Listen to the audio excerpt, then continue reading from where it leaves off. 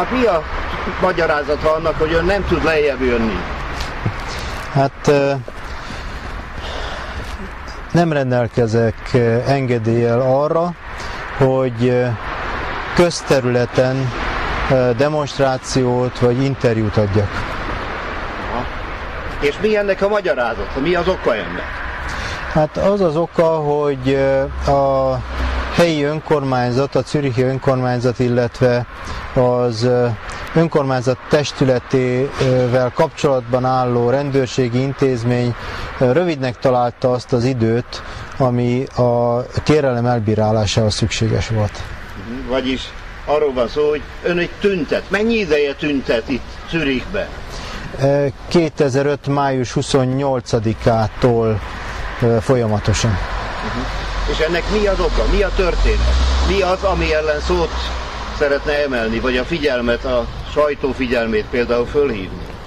Hát a dolog lényege az, hogy az itt a közelünkben levő Holcim cementipari multinacionális vállalkozás, mint kisebbségi tulajdonosa a Helyőcsabai cementgyárnak, ami többségi részvényeinket törvénysértő módon elvette, és a tulajdonunkat képező más eszközöket is, ingatlanokat, bányákat mindenféle költségtérítés nélkül használja.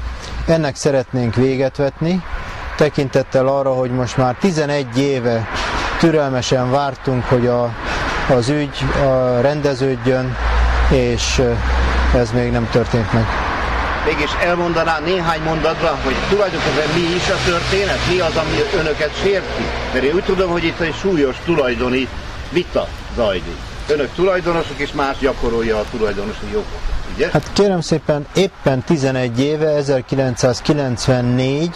augusztus 8-án kötöttünk adásvételi szerződést az akkori állami vagyonügynökséggel egy pályázat nyerteseként, ahol a másik pályázó fél a fele akkora ajánlatával alul maradt, és ez a másik pályázó fél az a Holcim és annak strómanjai voltak.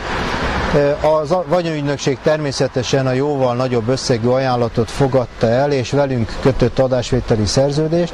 A Holcim pedig, mint kisebbségi tulajdonosa egyébként ugyanennek a cementgyárnak, ebben nem nyugodott bele, és megpróbált bennünket rákényszeríteni arra, hogy adjuk át a részvénytöbbséget nekik. És sikerült elérniük? Hát azt nem sikerült elérniük, de azt sikerült elérniük sorozatos törvénysértésekkel, jogerős bírósági ítéletekkel alátámasztottan sorozatos törvénysértésekkel, hát és egy nagy volumenű sikkasztással, hogy bennünket távol tartottak a tulajdonunktól, vagyis nem tudtunk birtokba lépni. 11 éve vagyunk tulajdonosai a cementgyárnak, de jószerével a lábunkat nem tehetjük be a cementgyárba.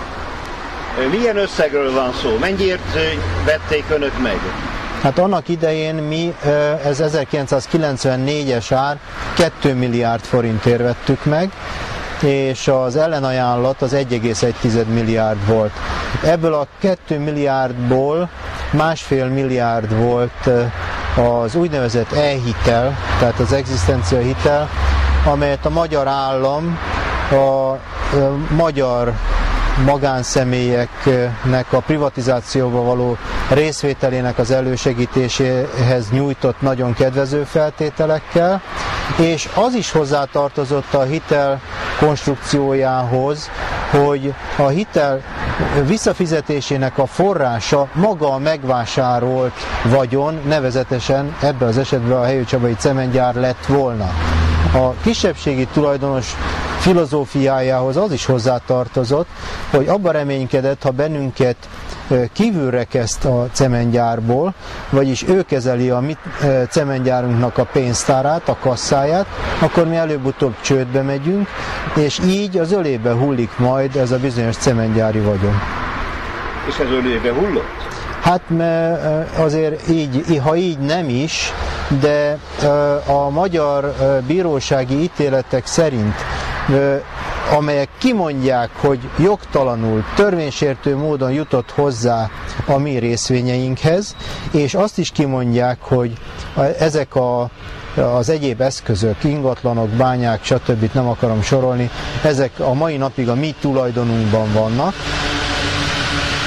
Ezek nem kerülhetnek vissza, már a részvényekről beszélek, és a részvények nem kerülhetnek vissza a mi tulajdonunkba, mert a bíróság álláspontja szerint az eredeti állapot nem helyreállítható. Tehát teljes körű kártérítésre igényt tarthatunk, ez jogerősen meg is van ítélve, a részvényeinket azonban a bírósági ítélet szerint nem kaphatjuk vissza, és ebben nem akarunk mi belenyugodni. És miért nem kaphatják vissza? Miért született ilyen ítélet? Hát a bíróság úgy ítéli meg, hogy 11 év az már elég hosszú idő ahhoz, hogy az állapotok olyan mértékben változtak, hogy már a helyreállítás nem lehetséges. Hát tulajdonképpen azt kell, hogy mondjam, ez volt a Holcimnak a taktikájának a lényege, hogy sorozatos törvénysértésekkel úgy elhúzni ezt az egész ügynek a jogi alapjának a lezárását,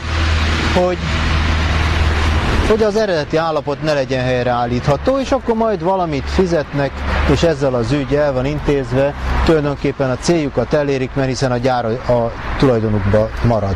Szóval lényegében ki akarták fárasztani önöket?